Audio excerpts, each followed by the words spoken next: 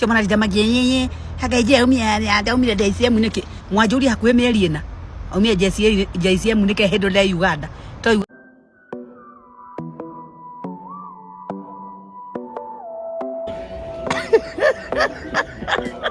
Karibu tena guku gwa Kikuyu Daily News na ikore mgeni twika wa gusubscribe niguo tunyitanire na thegio gicajama kinene ni kiyumiritie thutha wa muini wegatu wa nyimbo cia kugoca Ngai uikaine ta Regina WA ANGANĨWE tiwe kuruma na irumi njuru biu nduru Ciugo irakia ndathe cia KIRĨRԻMBI agitana ngoma itangitarika nugu wa mukingo mohau hiti na ingi nyingi o ni thutha wake gukirirwo muno ni undu wa kuma kanitha wa Rev Ben kanitha wa JCM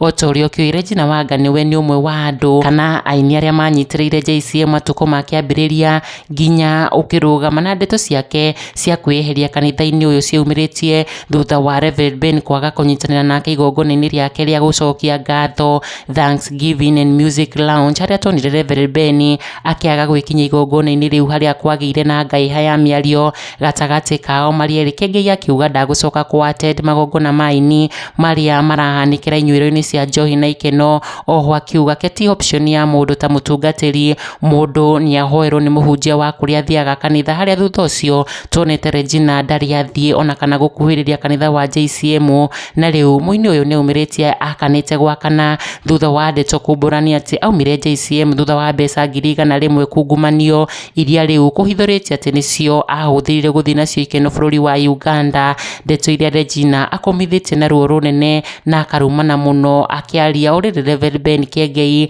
arakorirwo akianika mikore iria iyaga mbeca kanitha-ini wa JCM Regina akiuga wa kwaria ni arie